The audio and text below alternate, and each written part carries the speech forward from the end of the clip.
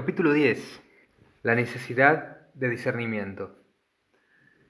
En nuestro repaso de la ética y del desarrollo espiritual, hemos hablado largo y entendido sobre la necesidad de disciplina. Esto es algo que puede parecer un tanto anticuado e incluso implausible en una época y en una cultura en la que se hace tanto hincapié en la meta de la realización personal. No obstante, la razón de que se tenga una visión tan negativa de la disciplina, entiendo yo, se debe sobre todo a lo que por lo general se entiende por disciplina. Se entiende a relacionar la disciplina con algo impuesto en contra de la propia voluntad. Por consiguiente, vale la pena repetir que al hablar de disciplina ética nos referimos a algo que adoptamos voluntariamente como base del pleno reconocimiento de los beneficios que ha de darnos. Este no es un concepto del todo ajeno. Así, no vacilamos al adoptar una determinada disciplina cuando se trata de la salud física. Por consejo de los médicos, rehuimos los alimentos perjudiciales incluso cuando más podrían apetecernos. Y nos alimentamos, al contrario, de aquello que más nos beneficia. Y así como es cierto que en una etapa inicial esa autodisciplina, incluso si es adoptada de forma voluntaria, puede traer consigo no pocas penalidades y cierto grado de lucha interior, esto es algo que con el tiempo disminuye gracias al hábito y a la aplicación diligente de nuestras facultades. Es algo en cierto modo similar al hecho de desviar el curso de un arroyo. Primero hemos de excavar un nuevo canal y reforzar sus orillas.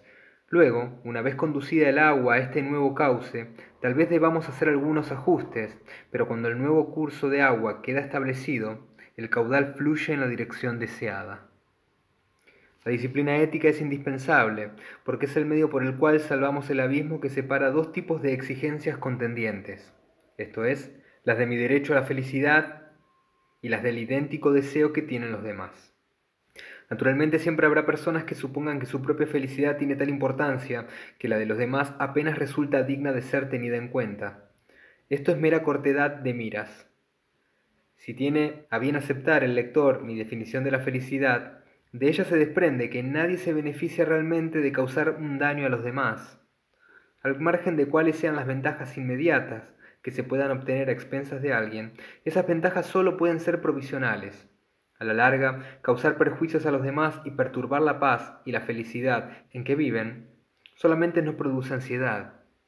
Como nuestros actos tienen una clara repercusión en nosotros mismos y en los demás, cuando nos falta la disciplina surge en nuestro ánimo la ansiedad y en el fondo de nuestro corazón sentimos la inquietud. A la inversa, al margen de las penalidades que entrañe, disciplinar nuestra respuesta ante los pensamientos y emociones negativos nos causará a la larga menos problemas que si nos dejamos llevar por los actos de egoísmo. No obstante, vale la pena insistir en que la disciplina ética entraña algo más que la mera contención. También trae consigo el cultivo de la virtud.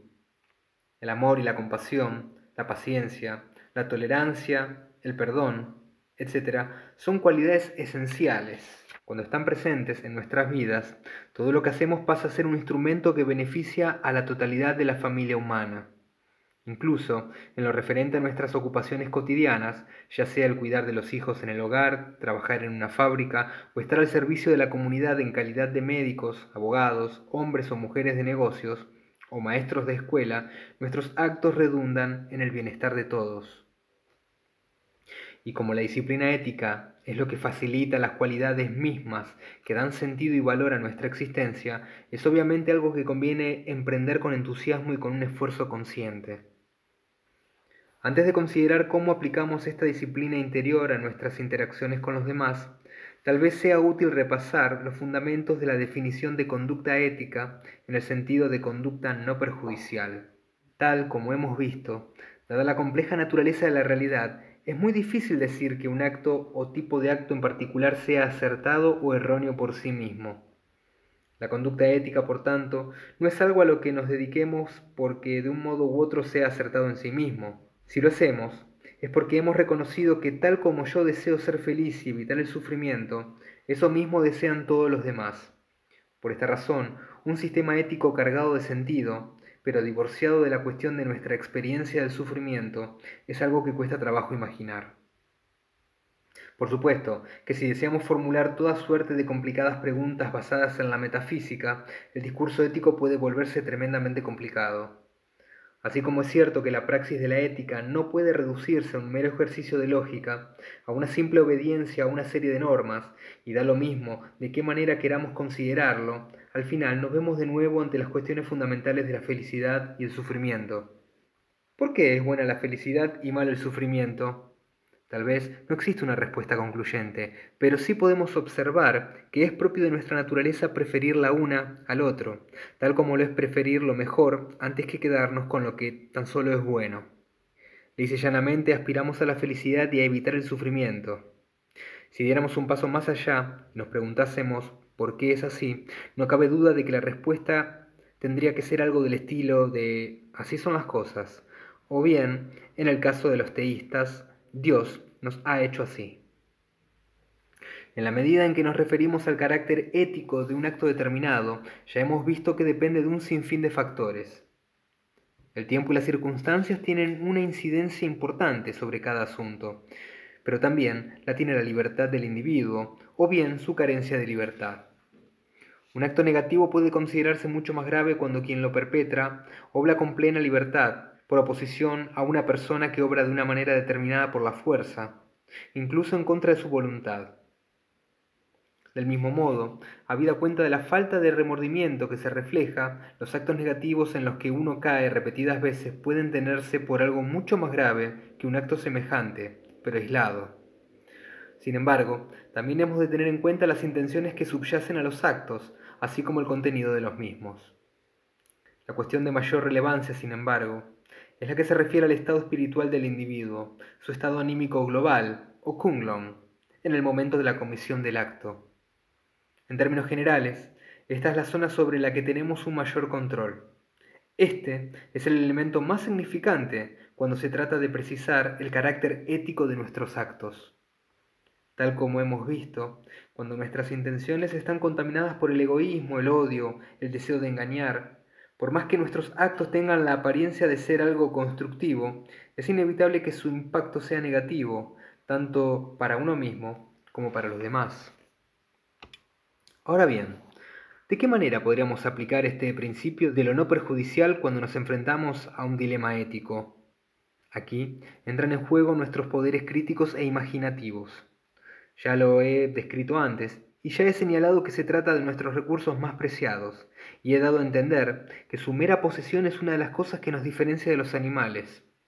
Ya hemos visto que las emociones que causan aflicción tienden a destruirlos, y ya hemos visto la importancia que tienen en el aprendizaje necesario para afrontar el sufrimiento. En la medida en que nos referimos a la praxis de la ética, estas cualidades son las que nos permiten discriminar entre los beneficios provisionales y los beneficios a largo plazo, determinar el grado de adecuación ética de las diversas posibilidades de acción que se nos ofrecen y valorar el resultado más probable de nuestros actos, dejando a un lado los objetivos de menor valía para alcanzar los que tengan una valía mayor. En el caso de vernos ante un dilema, en primer lugar necesitamos considerar la particularidad de la situación a la luz de lo que en la tradición budista se llama la unión de los medios más capaces y del conocimiento. Por medios más capaces se entienden los esfuerzos que hacemos para asegurarnos de que nuestros actos estén motivados por la compasión. Conocimiento aquí hace referencia a nuestras facultades críticas y al modo en que para responder ante los diversos factores implicados adaptamos la idea de lo no perjudicial al contexto de la situación dada. Podríamos calificarlo como la facultad del discernimiento basado en la sabiduría. El empleo de esta facultad, que resulta de especial importancia cuando no hay un llamamiento a las creencias religiosas, implica una constante comprobación de nuestra actitud, así como un constante interrogarnos sobre si actuamos con amplitud o con estrechez de miras. ¿Hemos tenido en consideración la situación global o tan solo consideramos algunos aspectos específicos? ¿Estamos pensando a largo plazo o a corto plazo? ¿Caemos en una manifiesta cortedad de miras o obramos con clarividencia? ¿Son nuestros motivos genuinamente compasivos en relación con la totalidad de los seres implicados en ellos? ¿O se limita nuestra compasión a nuestros familiares, a nuestros amigos, a las personas con las que más nos identificamos? Igual que en la práctica de descubrir la auténtica naturaleza de nuestros pensamientos y emociones, lo que necesitamos es pensar, pensar y pensar. Claro está que no siempre será posible dedicar todo el tiempo necesario a un discernimiento cuidadoso. A veces nos vemos en la tesitura de actuar sobre la marcha. De ahí que nuestro desarrollo espiritual tenga tanta y tan crucial importancia a la hora de asegurar que nuestros actos estén dotados de la debida solidez ética.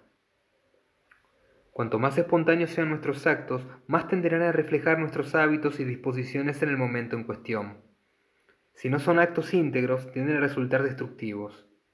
Al mismo tiempo, creo que es muy útil disponer de un conjunto de preceptos éticos elementales que nos guíen en nuestra vida cotidiana. Estos preceptos pueden ayudarnos a formarnos unos hábitos beneficiosos, aunque también debo añadir en este punto mi opinión de que, al adoptar tales preceptos, quizás sea mejor considerarlos no tanto una legislación moral, cuanto un recordatorio para tener siempre presente el interés de los demás, tanto en el corazón como en el primer plano de nuestro ánimo. En la medida en que atañe al contenido de dichos preceptos, es dudoso que podamos hacer algo mejor que recurrir a las directrices éticas elementales que se articulan no solo en cada una de las grandes religiones del mundo, sino también en la mayor parte de la tradición filosófica del humanismo. A mi juicio, el consenso que se percibe en este respecto entre todas ellas, a pesar de cierta disparidad de opiniones relativa a la fundamentación metafísica de las mismas, es asombroso. Todas están de acuerdo en la negatividad del homicidio, del robo, de la mentira y de la conducta desencaminada en el terreno sexual. Asimismo, desde el punto de vista de los factores motivantes, todas ellas están de acuerdo en la necesidad de rehuir el odio, el orgullo, la intención maliciosa, la codicia, la envidia, la gula, la lujuria, las ideologías perjudiciales, como el racismo, etc. Algunas personas podrían preguntarse si las condenas contra la conducta errónea en el terreno sexual son de veras necesarias en estos tiempos en que tan simples y tan eficaces son los métodos anticonceptivos. Sin embargo, y en tanto seres humanos, es natural que nos atraigan los objetos externos, sea a través de los ojos, cuando nos atraen las formas, o a través de los oídos, cuando la atracción está en relación con el sonido, o a través de cualquier otro de los sentidos. Todos ellos están dotados del potencial de ser una fuente de complicaciones para todos nosotros, y la atracción sexual implica los 5 sentidos. A resultas de ello, cuando un deseo extremo concurre con la atracción sexual, es susceptible de causarnos enormes problemas. Creo que es esta realidad la que se reconoce en las directrices que contra la conducta errónea en el terreno sexual han articulado todas las grandes religiones. Al menos en la tradición budista se nos recuerda que la tendencia al deseo sexual puede convertirse en algo obsesivo. Puede alcanzar con gran rapidez ese punto en el que una persona apenas dispone de sitio libre para realizar una actividad constructiva. En relación con esto, considérese por ejemplo un caso de infidelidad. Habida cuenta de que la conducta éticamente íntegra entraña la consideración de la repercusión que tendrán nuestros actos no solo sobre nosotros, sino también sobre los demás. Es preciso tener presentes los sentimientos de los terceros. Además de que nuestros actos entrañen una cierta violencia contra nuestra pareja, habida cuenta de la confianza que la relación de pareja implica, hay que tener presente la cuestión de la duradera mella que esta clase de trastorno familiar puede hacer en nuestros hijos. Hoy se acepta de modo más o menos universal que los hijos son las víctimas principales, tanto de las rupturas familiares como de las relaciones malsanas que se pueden mantener dentro del hogar. Desde nuestra perspectiva en cuanto a personas que han cometido el acto en cuestión, debemos reconocer también que es probable que dicho acto tenga una repercusión negativa, ya que puede corroer gradualmente nuestra propia autoestima. Por último, está el hecho de que al ser infiel se pueden desencadenar otros graves actos negativos de forma directa. Quizá los menos graves sean las mentiras y los engaños. Un embarazo no deseado puede ser con gran facilidad la causa de que uno de los progenitores, presa de la desesperación, pretenda abortar. Cuando pensamos de este modo, es más que obvio que los placeres momentáneos que nos pueda procurar una relación adúltera tienen un peso muy inferior al probable impacto negativo de nuestros actos sobre nosotros mismos y sobre otras personas. Por eso, en vez de considerar que toda constricción contraria a la conducta sexual errónea es una limitación de nuestra libertad, Más nos valdría considerarlas como meros recordatorios del sentido común, ya que tales actos afectan directamente al bienestar, tanto de uno mismo como de los demás. Cuando pensamos de este modo, es más que obvio que los placeres momentáneos que nos pueda procurar una relación adúltera tienen un peso muy inferior al probable impacto negativo de nuestros actos sobre nosotros mismos y sobre otras personas. Por eso, en vez de considerar que toda constricción contraria a la conducta sexual errónea es una limitación de nuestra libertad, más nos valdría considerarlas como meros recordatorios del sentido común, ya que tales actos afectan directamente al bienestar tanto de uno mismo como de los demás. ¿Significa esto que el cumplimiento de los preceptos ha de primar sobre el discernimiento realizado con sabiduría? No. Una conducta éticamente sólida depende de que apliquemos el principio de lo no perjudicial. Sin embargo, por fuerza se producirán situaciones en las que cualquier acto parezca implicar el incumplimiento de un precepto. En tales circunstancias, hemos de emplear nuestra inteligencia para juzgar qué acto será el menos perjudicial a la larga. Imaginemos, por ejemplo, una situación en la que vemos que alguien huye de un grupo de personas armadas, con navajas, y claramente decididas a hacerle daño. Somos testigos de que el fugitivo desaparece por una puerta. Momentos más tarde, uno de los perseguidores se acerca a nosotros y nos pregunta por dónde se ha ido. Por una parte está claro que no deseamos mentir y lastimar así la confianza del otro. Por otro, si decimos la verdad sabemos que podemos contribuir al perjuicio e incluso a la muerte de un ser humano semejante a nosotros.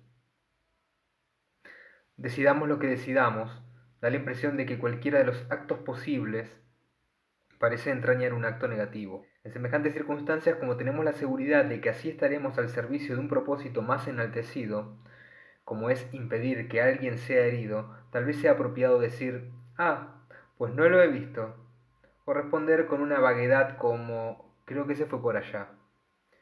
Hemos de tener en consideración la situación global y sopesar los beneficios de la mentira y la verdad, y hacer a continuación lo que parezca menos perjudicial.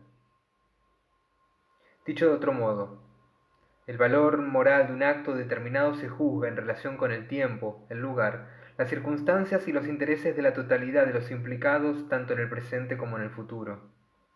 Sin embargo, así como es concebible que un acto determinado sea éticamente sólido en unas circunstancias precisas, ese mismo acto solo, que realizado en otro tiempo y en otro lugar y en circunstancias diferentes, puede no serlo. Así las cosas, ¿qué hemos de hacer cuando se trata de los demás? ¿Qué hemos de hacer cuando parecen implicarse a las claras en actos que nosotros consideramos erróneos? Lo primero, recordar que a menos que conozcamos con todo detalle la totalidad de las circunstancias externas e internas, en lo tocante a las situaciones personales nunca podremos tener la seguridad suficiente que nos permita juzgar con total certeza el contenido moral de los actos ajenos. Por supuesto que habrá situaciones extremas en las que el carácter negativo de los actos ajenos sea evidente por sí mismo, pero no suele ser así la mayoría de las veces.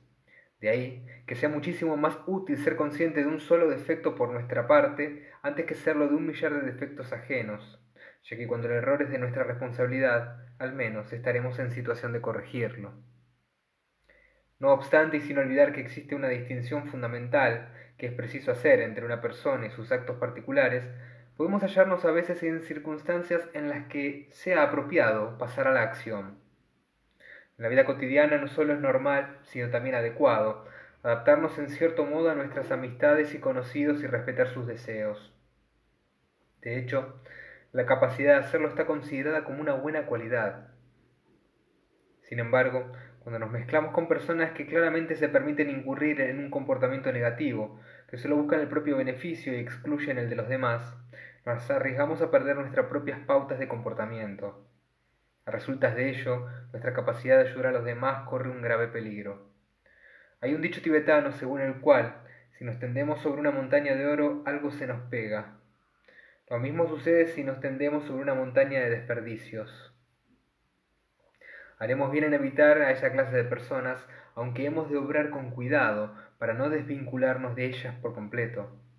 Desde luego, habrá ocasiones en las que resulta apropiado tratar de impedirles que actúen de ese modo, siempre y cuando, claro está, nuestros motivos para hacer tal cosa sean puros y nuestros métodos no sean perjudiciales.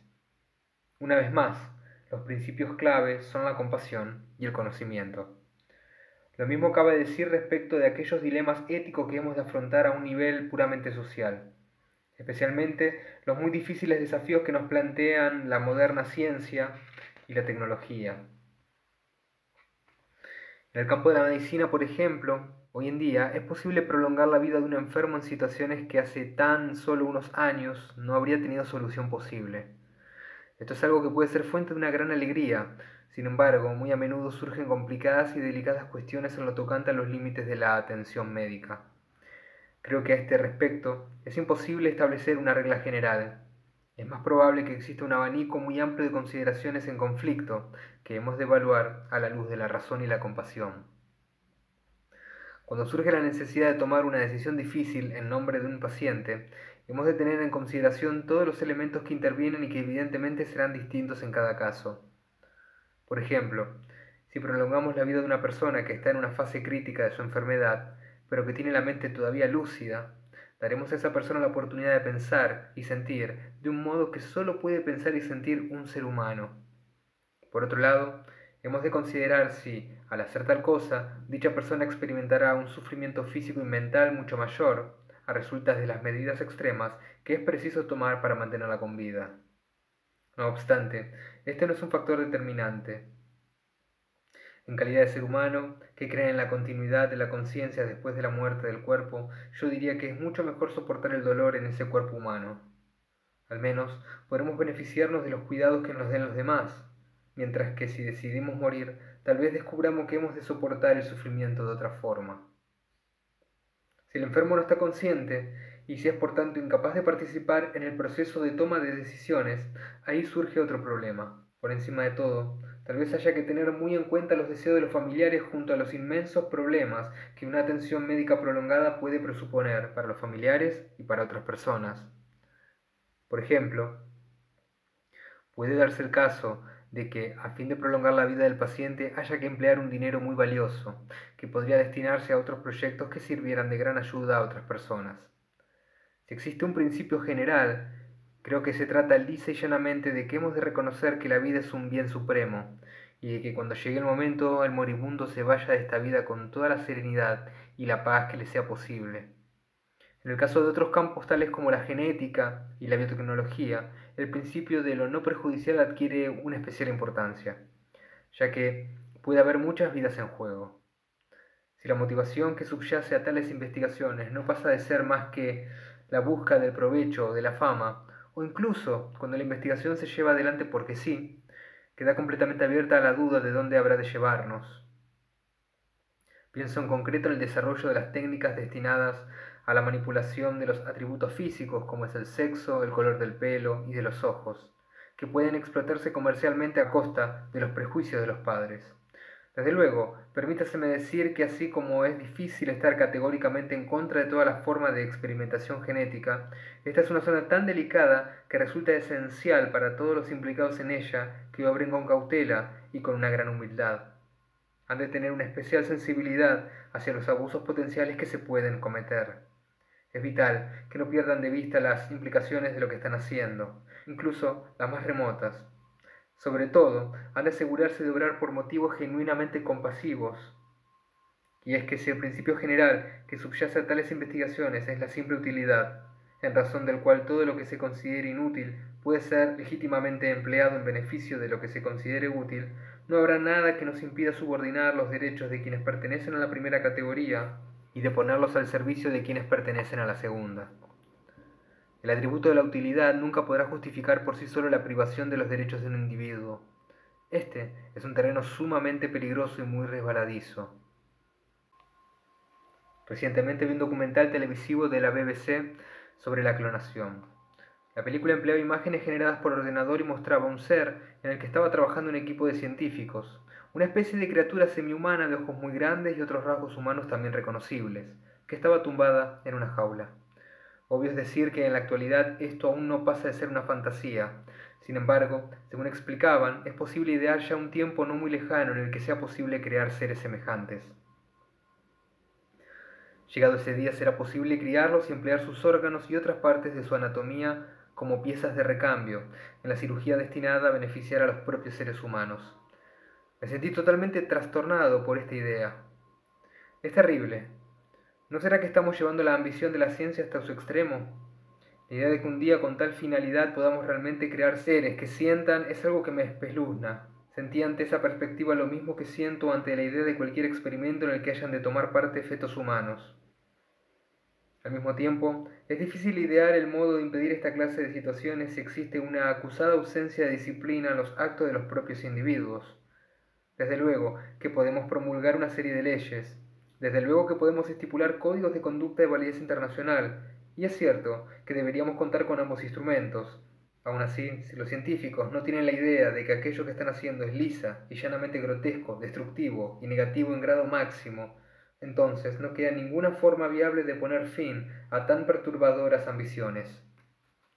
Las cuestiones como la vivisección, práctica a raíz de la cual los animales padecen terribles sufrimientos antes de ser sencillamente asesinados, y todo ello en nombre de la tarea que pretende ampliar nuestros conocimientos científicos, aquí tan solo pretendo señalar que para un budista semejantes prácticas no son menos horripilantes. Tan solo puedo albergar la esperanza de que los rápidos avances que se están haciendo en el terreno de la informática y otras tecnologías afines supongan que tarde o temprano haya de llegar el día en que exista una necesidad mínima de experimentar con animales en las investigaciones científicas. Uno de los desarrollos más positivos de la sociedad moderna es el modo en que, junto a una apreciación cada vez mayor de la importancia que tienen los derechos humanos, crece la preocupación de la gente por los animales. Por ejemplo, existe un reconocimiento cada vez más amplio de la humanidad que representan las factorías de cría de animales para la producción de alimentos. También parece que cada vez son más las personas interesadas por el vegetarianismo y por la reducción del consumo de carne, novedad que acojo con los brazos abiertos. Tengo la esperanza de que en un futuro esta preocupación se extienda a la consideración que también merecen incluso los seres más pequeños que habitan en el mar. En este punto, no obstante, tal vez debiera dar voz a una palabra de advertencia. Las campañas destinadas a la protección de la vida humana y la vida animal son causas nobles que vale la pena respaldar, pero también es esencial que no nos dejemos llevar por nuestra idea de la injusticia hasta el extremo de ignorar los derechos de los demás. Necesitamos asegurarnos de que discernimos con sabiduría cuando se trata de defender nuestros ideales. Ejercer nuestras facultades críticas en el terreno de la ética supone que hemos de asumir la responsabilidad tanto de nuestros actos como de sus motivos subyacentes. Si no asumimos la responsabilidad de nuestros propios motivos, sean positivos o negativos, el potencial de causar graves perjuicios será mucho mayor. Tal como hemos visto, las emociones negativas son la fuente del comportamiento contrario a la ética. Cada uno de nuestros actos afecta no solo a las personas más cercanas a nosotros, sino también a nuestros colegas y amigos, a nuestra comunidad y, en definitiva, al mundo entero.